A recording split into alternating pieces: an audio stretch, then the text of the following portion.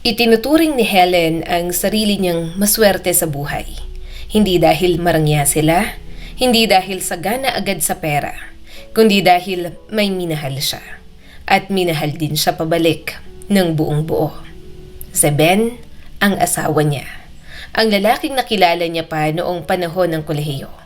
Magkasama silang nangangarap noon, magkasama ring humarap sa hirap ng pagsisimula. Walang yaman, walang koneksyon, pangarap lang at sipag ang puhunan. Nang isinilang ang kanilang nag-iisang anak na si Zoe, doon na pagtanto ni Ben ang bigat ng responsibilidad. Alam niyang hindi sapat ang simpleng sahod para sa pamilyang gusto niyang bigyan ng maayos na kinabukasan. Kaya isang araw, kinausap niya ang matalik niyang kaibigan. Mahilig naman tayo sa pangingisda at pamumundok. Bakit di natin subukan gawing negosyo yon? Mula sa simpleng hilig, isinilang ang isang maliit na tindahan. Nagbebenta ng gamit para sa outdoor activities, pang-akyat ng bundok, pangingisda, pang-hiking. Walang kasiguraduhan noon, pero may tiwala sila sa sarili at sa isa't isa. At parang ginantimpalaan ang tapang nila ng tadhana. Hindi nagtagal, lumago ang negosyo. Mula sa isang maliit na pwesto, naging dalawa. Lumawak ang produkto hanggang sa sila na mismo ang gumagawa ng ilang gamit para sa turismo at adventure. Habang abala si Ben sa pagpapalago ng negosyo, hindi rin nagpahuli si Helen.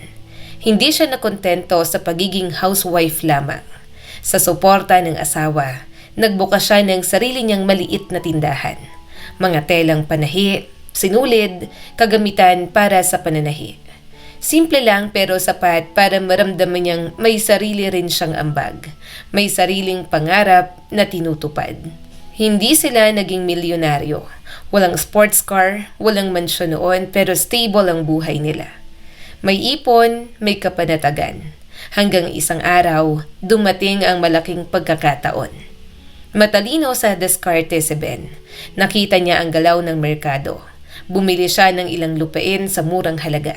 Mga lupang halos walang pumapansin noon. At nang dumating ang tamang panahon, isa-isa niya yung naibenta sa presyong hindi nila kailanman inakala. Doon nagsimula ang panibagong yugto ng kanilang buhay. Isang real estate business. Mas malaki, mas matatag, mas kumikita. Lumipas ang mga taon, ang dating magkasintahang nangangarap lang sa dormitoryo, ngayon ay isa ng pamilyang hinahangaan ng marami. May malaki at komportableng bahay sila sa tahimik na lugar, hindi kalayuan sa lungsod. May sarili ring condominium unit si Zoe, na noon ay isa ng college student. Independent, matalino at puno ng pangarap. Maraming nagbago sa buhay nila, pero may isang bagay na nanatili. Ang pagmamahalan ni Helen at Ben. Hindi kumupas, hindi nanlamig. Sa halip, mas tumibay dahil sa lahat ng pagsubok na sabay nilang hinarap. Hanggang sa dumating ang araw na tuluyang nagbago ang takbo ng buhay ni Helen. 2 taon na ang nakalipas, isang aksidente ang nangyari. Madulas ang kalsada, maulan, isang iglap ng kapalaran. Hindi na nakauwi si Ben. Pumanaw siya sa mismong lugar ng aksidente. Walang huling yakap, walang huling paalam. At sa isang iglap, naging byuda si Helen. Halos maubusan siya ng lakas para magpatuloy. May mga araw na parang hindi siya makahinga. May mga gabing tahimik pero punong-puno ng sakit. Pero para kay Zoe, kailangan niyang tumayo. Para hindi tuluyang lamunin ng lungkot, sinimulan niyang tutukan ang lahat ng negosyong iniwan ni Ben. Parang sa bawat kontratang pinipirmahan niya, sa bawat desisyong ginagawa, naroon ang alaala ng asawa. Para sa iyo to, Ben, ayoko mawala lahat ng pinaghirapan mo, sabi ni Helen sa sarili. Ang sobrang pagkaabala ang naging sandalan niya, hanggang sa mapagod ang katawan para lang hindi na makaramdam ang puso. Ngunit may mga araw pa rin na kahit gaano siya kaabala, dinadalaw siya ng matinding lungkot. May mga panahong hindi siya lumalabas ng bahay, hindi humaharap sa mundo. Buti na lang at kaya niyang pamahalaan ang negosyo. Kahit nasa loob lang siya ng silid, kasama ang katahimikan at ang mga alaala ng lalaking minsan niyang minahal at minamahal pa rin hanggang ngayon. Sa buhay ni Helen, akala niya'y nadaanan na niya ang lahat ng hirap. Hindi niya alam na ang mas mabigat na pagsubok ay hindi pa pala nagsisimula. Sa kabila ng sakit na ipinagdadaanan ni Helen, may iilang tao pa rin kayang magbigay liwanag sa kanyang mundo. Una na roon ang kanyang anak na si Zoe. Ang tanging dahilan kung bakit patuloy pa rin siyang bumabangon araw-araw. At pangalawa, ang kapatid ng yumaong asawa niyang si Ben na si Kelly, kasama ang pamilya nito. Madalas dumadalaw si Kelly sa bahay ni Helen. Hindi para mangumusta lang, kundi para makinig, para umunawa. Para samahan ang isang babaeng patuloy na hinaharap ang buhay ng may malaking puwang sa puso. Isang hapon, habang tahimik ang sala at umuulan sa labas, nagkaroon sila ng isang mahabang usapan. Isang usapan na mula sa puso. Alam mo, Kelly, kung wala kayo ni Zoe, baka wala na rin ako sa mundong ito, sabi ni Helen. Napatingin si Kelly sa kanya, puno ng awa pero mas puno ng malasakit. Mahal na mahal ka ni Ben at alam kong ayaw niyang marinig ang ganyan mong iniisip, lalo na ngayon, mas kailangan ka ni Zoe. Napangiti si Kelly at tila may ibabahagi. Dalaga ng anak mo, Helen, para na nga siyang bride. Nako, nakita ko siya kahapon, may kasamang lalaki sa isang cafe. Ang saya-saya niya, parang umiilaw ang mukha. Tumimo ang mga salitang yon kay Helen. Parang may bumigat sa dibdib niya. Hindi dahil sa selos, kundi dahil sa pagkabigla. Hindi niya namalayang ganoon na pala kalaki ang ipinagbago ng anak niya. Oo, napansin niyang mas gabi nang umuuwi si Zoe. Mas matagal sa harap ng salamin, mas pinag-iisipan ang mga isusuot. Naalala pa niya, kamakailan lang ay lumapit si Zoe at humingi ng paborito niyang pabango. Pero noon, walang pag-aalinlangang itinuro niya lang ang tokador. Hindi man lang naisip na baka yun na pala ang paraan ng anak niya para magbukas ng usapan. Ang sama kong ina, mahina at puno ng pagsisisi na sabi ni Helen. Hindi Helen, mahinaho naman na sabi ni Kelly. Hindi ka masamang ina. Sigurado kung wala siyang sama ng loob sa'yo, matalino ang anak mo. Napatingin siya sa relo. Sayang, wala pa siya. Kung nandito lang sana na itanong na natin ang tungkol sa boyfriend niya. Kaso kailangan ko nang umalis. Bago tuluyang tumayo, may naisip si Helen. Bakit hindi kayo magpunta rito sa weekend? Ikaw, ang asawa mo at ang mga bata. Ay maganda yan, natutuwang sabi ni Kelly. Baka maisama pa ni Zoe ang boyfriend niya. Tingnan natin kung anong klaseng lalaki yan. Pagkaalis ni Kelly, naiwang mag-isa si Helen. Kasama ang kanyang mga iniisip. Alam niyang hindi na bata si Zoe, natural lang na magkaroon ito ng nobyo. Pero bilang isang ina, hindi pa rin niya maiwasang mag-alala. Paano kung mapunta ang anak niya sa maling tao? Noong buhay pa si Ben, madalas din nilang napag-uusapan ito. Noon, ang kinatatakutan nila ay baka madistract si Zoe sa pag-aaral dahil sa mga mandiligaw. Pero kabaligtaran ang nangyari. Pinatunayan ng anak nila na responsable siya, seryoso at determinado. Isa yon sa mga alaala ng masayang buhay nila bilang pamilya. At muling binuksan ng alaala ang sugat sa puso ni Helen. Sa sobrang lalim ng kanyang iniisip, hindi niya namalayang bumukas ang pinto ng bahay. Napatalon siya sa gulat nang maramdaman ang marahang tapik sa balikat. "Ma," sabi ni Zoe. Nagkadara pa si Helen sa kusina. Naghanda ng mesa at nagkunwaring abala. Gusto na sana niya itanong ang tungkol sa lalaki, pero pinigilan niyang sarili. "Darating sina Tita Kelly sa weekend. Sasama ka ba sa barbecue o may lakad ka?" Kunwari casual na tanong ni Helen. At doon, dumating ang sagot na kanyang hinihintay. May date ako sa Saturday.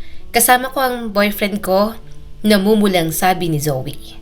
Ngumiti si Helen habang si Zoe ay patuloy na nagkukwento. Daniel ang pangalan niya. Pinsan siya ng boyfriend ng kaibigan ko. Huwag kang mag-alala maayos naman siya. Huminga siya ng malalim bago nagpatuloy. May furniture store sila. Mas tama siguro na sabihin kong sa parents niya pero 6 na buwan na nilang ipinagkakatiwala sa kanyang pamamalakad. 30 years old na siya at dating kasal pero walang anak. Tiningnan niya ang ina, may halong pride at hamon sa mga mata. Napansin yon ni Helen, pero pinili niyang manahimik muna. Ayaw niyang magsimula ng away. Bakit hindi mo siya imbitahan dito sa weekend?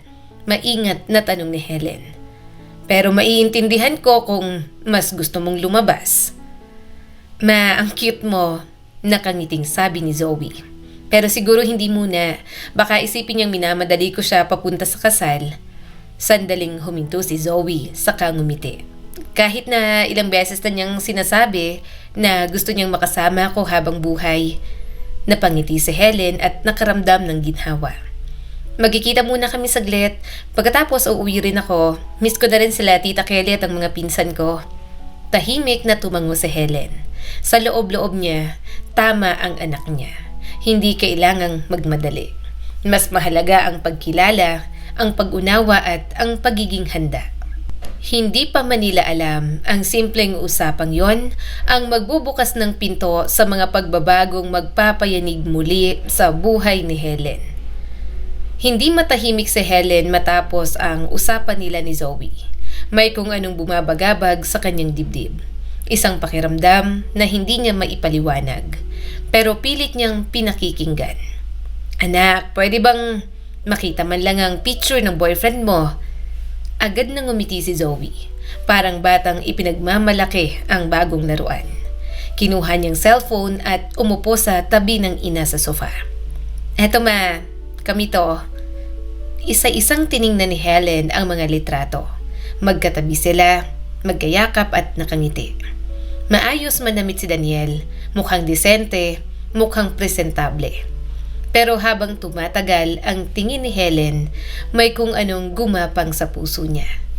Hindi niya gusto ang tingin ng lalaki sa anak niya.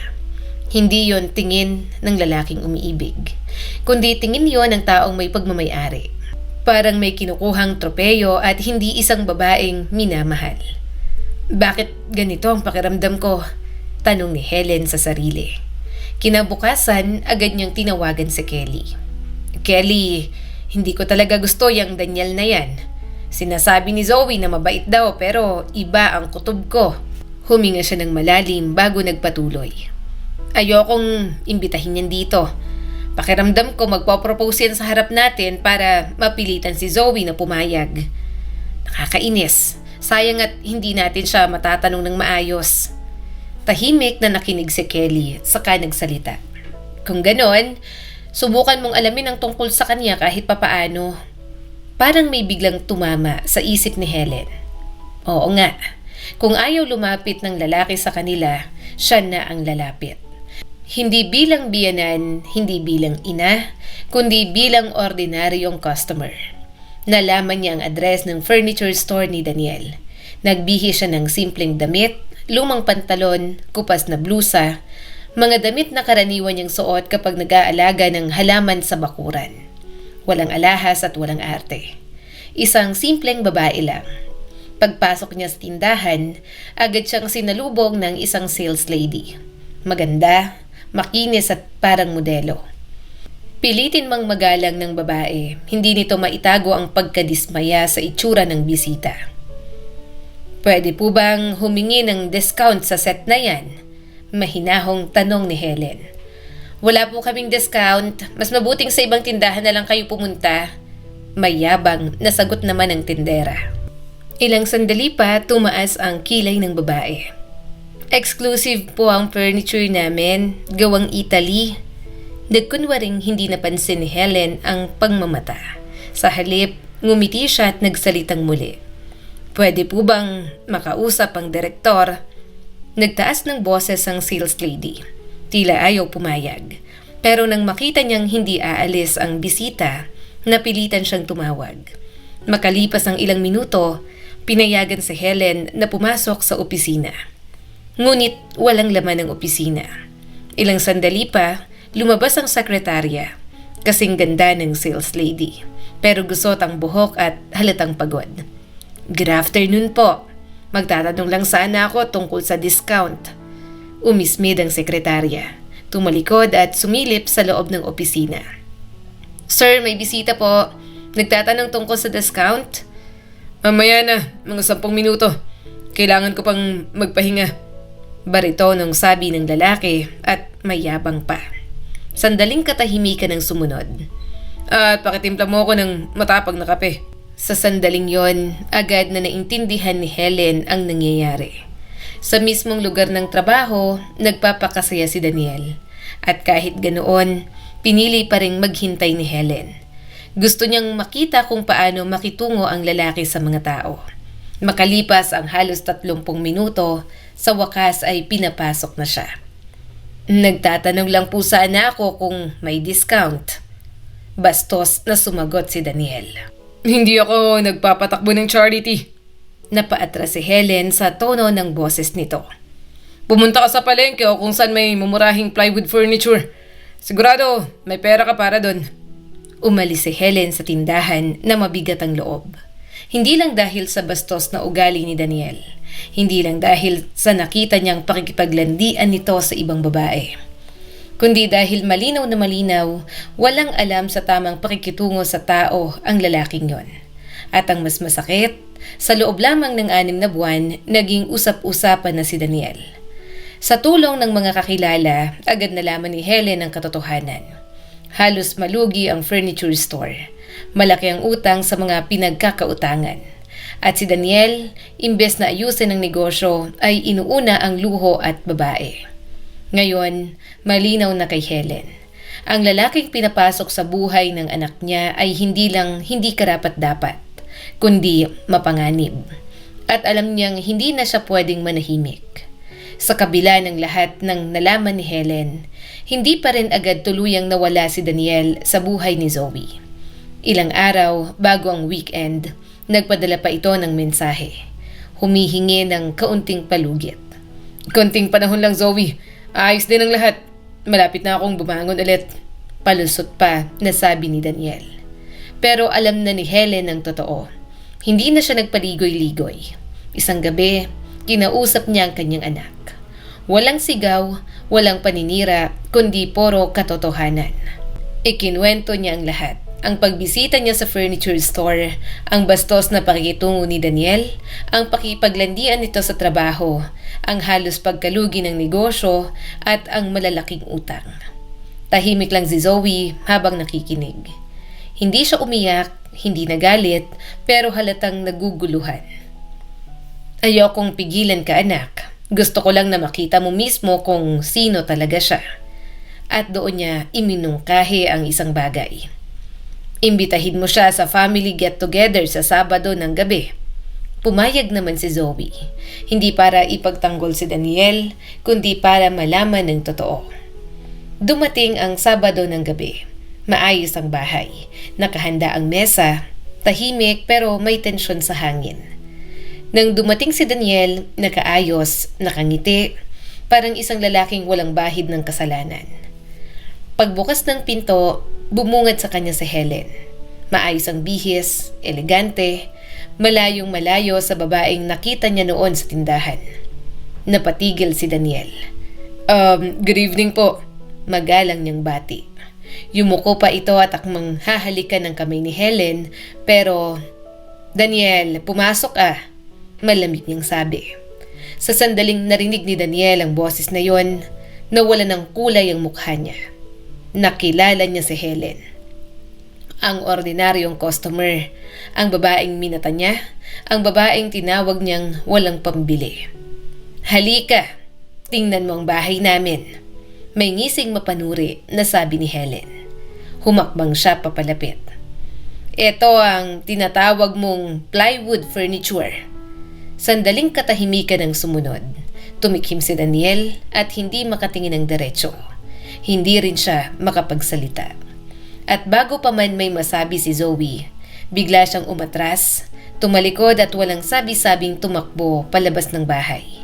Sa sobrang pagmamadali, muntik na siyang matumba sa flower bed sa labas. Grabe, napangiti si Zoe. Natawa na lang siya, hindi dahil masaya, kundi dahil malinaw na ngayon. Hindi na kailangan ng paliwanag, hindi na kailangan ng sermon. Ang totoong pagkatao ni Daniel ang mismong naglabas sa kanya ng pintuan. At sa sandaling yon, nakahinga ng maluwag si Helen. Hindi dahil nanalo siya, kundi dahil nailigtas ang anak niya mula sa isang malaking pagkakamali. Alam niyang masasaktan si Zoe pero alam din niyang panandalian lang yon. Makikilala mo rin ang lalaking karapat-dapat sa iyo, anak. Ang lalaking mamahalin ka ng totoo. Minsan, ang pagmamahal ng isang ina ay hindi sigaw, hindi utos, hindi pagbabawal, kundi ang lakas ng loob na ipakita ang katotohanan kahit masakit para iligtas ang puso ng anak. Matapos ang nangyari kay Daniel, tahimik ang sumunod na araw sa bahay ni Helen. Walang tanong, walang sermon, walang sabi ko na sayo. Si Zoe mismo ang kusang lumayo. Hindi dahil pinilit siya, kundi dahil nakita na niya ang katotohanan. Masakit? Oo, pero mas masakit sana kung mas tumagal pa. Muling ibinuhos ni Zoe ang sarili sa pag-aaral. Mas maaga nang umuwi ngayon. Mas bihirang lumabas at mas tahimik. Napansin yun ni Helen, pero hindi siya nangingialam. Alam niyang may mga sugat na kailangang gumaling ng walang pangungulit. Isang hapon, habang abala si Zoe sa library ng universidad, nahulog ang ilang libro mula sa mesa niya. Sandali ako na, sabi ng isang boses ng lalaki. Nagulat si Zoe nang may yumuko sa harap niya, isang lalaki na simple ang suot, malinis tingnan at walang yabang sa kilos. Salamat. Mukhang mabibigat yan Architecture? Interior design? Nakangiting sagot ni Zoe. Ayos, ako naman civil engineering.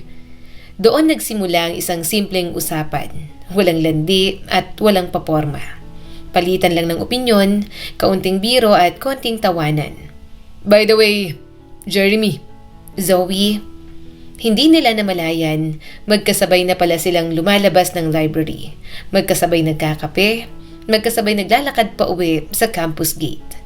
Hindi ito tulad ng dati, walang pa-impress, walang pilit na pangako, walang salitang habang buhay sa unang linggo.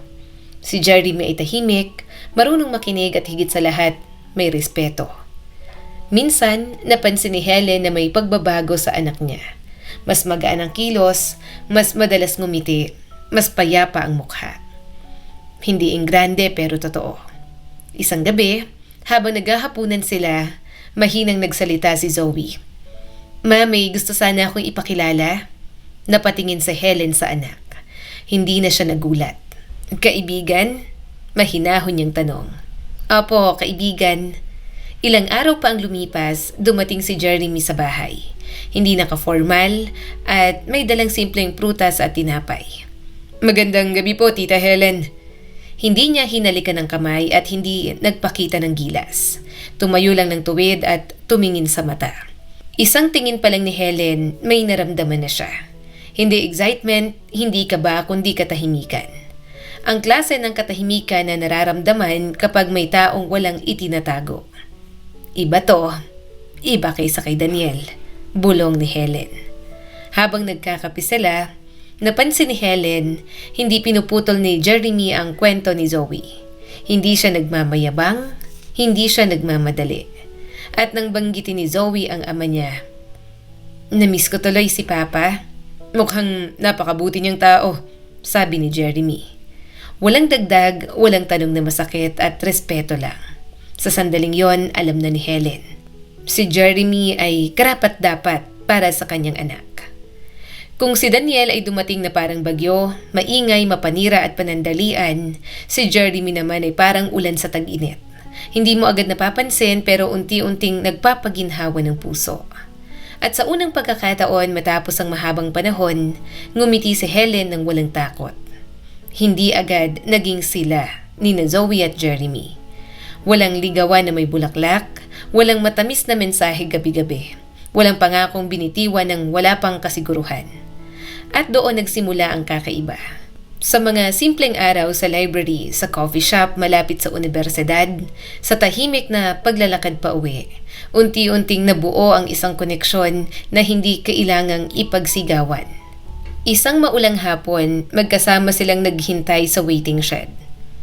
Dati, feeling ko kailangan kong patunayan na worth it akong mahalin, sabi ni Zoe. Tahimik si Jeremy at hindi agad sumagot. Hindi mo kailangan patunayan yon sa tamang tao. Isang simpleng linya pero tumama sa puso ni Zoe. Minsan, napansin ni Helen na gabi na pero wala pa si Zoe. Hindi siya kinabahan dahil alam niyang nasa library lang ito kasama si Jeremy. Hindi niya kailangan magtanong at hindi niya kailangan magbantay. Dahil iba ang kilos ng anak niya ngayon. Mas kalmado, mas buo at mas totoo. Hindi ka na masyadong nagkakwento tungkol sa love life mo, anak. Kasi wala naman pong kailangang ipaliwanag, ma. Okay naman kami. Masaya po kami ni Jeremy. Napangiti si Helen. Mabilis na lumipas ang mga linggo. Linggo na naging buwan. Hindi pa rin sila nagmamadali. Hanggang isang gabi, habang magkasabay silang naglalakad, nagsalita si Jeremy. Zoe, ayokong pumasok sa buhay mo bilang pansamantala. Huminto siya sa paglalakad. Kung magiging tayo, gusto kong handa ako financially, emotionally, lahat. Hindi napigilan ni Zoe ang mapangiti. Hindi naman kita hinihintay na maging perpekto. Tumingin siya kay Jeremy. Gusto lang kitang makilala araw-araw. Walang halik, walang yakap. Ngunit sa sandaling yon, mas malinaw pa sa kahit anong pisikal na lambing ang namumuong pag-ibig. Dumating si Jeremy dalang ilang grocery sa bahay ni Helen. Tita Helen, may luto po ba kayo? Pwede po ba akong tumulong? Napatingin si Helen sa kanya. At doon niya tuluyang nakita ang kaibahan. Hindi siya dumating para magpakitang gilas. Dumating siya para makisama. Ganito pala ang lalaking hindi nagmamadali pero sigurado. Bulong ni Helen sa isip. Kung ang pag-ibig ni Daniel ay parang apoy, mabilis, maliwanag pero madaling mamatay. Ang pag-ibig ni Jeremy ay parang baga sa kalan. Hindi ka agad nakikita pero pangmatagalan. At sa bawat araw na lumilipas, unti-unting natutunan ni Zoe na ang tunay na pag-ibig ay hindi kailangang patunayan. Kailangan lang alagaan. Hindi lahat ng pag-ibig ay dumarating na may sigawan at fireworks. Ang iba, dumarating na parang umaga. Tahimik, banayad at unti-unting nagpapaliwanag ng lahat. Lumipas ang mga taon na kapag tapos si Zoe ng pag-aaral. May sariling trabaho, may sariling pangarap na tinutupad. At sa tabi niya, hindi bilang tagapagligtas, hindi bilang bayani, kundi bilang kasama. Naroon si Jeremy. Hindi nila minadali ang buhay, hindi nila minadali ang relasyon. Pinili nilang kilalanin ang isa't isa sa bawat yugto ng paglalakbay, sa tagumpay, sa pagod, sa mga araw na tahimik lang ang mundo. Isang hapon sa parehong sala, kung saan minsang naligtas si Zoe mula sa maling pag-ibig, nagsalita si Jeremy. Zoe, handa na ako. Hindi enggrande ang proposal. Walang kamera at walang madramang tuhod. Isang singsing, isang tanong at isang pusong sigurado. Sumagot si Zoe ng, Oo, magpapakasal ako sa'yo. Tahimik lang si Helen sa isang sulok at pinagmamasdan ng lahat. Hindi niya naramdaman ng lungkot, hindi niya naramdaman ng takot. Sa halip, nakaramdam siya ng kapayapaan. Salamat, Ben. Nahanap din niya ang tamang tao. At sa unang pagkakataon, matapos ang matagal na panahon, nakangiti si Helen hindi bilang isang ina na nag-aalala, kundi bilang isang ina na kampante. Ang kwentong ito ay nagpapaalala sa atin, ang pag-ibig na nagmamadali ay madalas nauuna sa pangako kaysa responsibilidad. Ang pag-ibig na maingay ay minsan walang laman kapag dumating na ang pagsubok. Ngunit ang pag-ibig na tahimik na marunong maghintay, na may respeto at malasakit, yun ang pag-ibig na tumatagal. Para sa mga magulang, ang tunay na pagmamahal ay hindi kontrol, kundi gabay. Ipakita ang katotohanan at hayaan ang anak na matuto. At para naman sa mga anak, huwag maligaw sa matatamis na salita. Tingnan ang kilos, pakinggan ang konsensya, at pahalagahan ang mga taong hindi nagmamadali pero sigurado.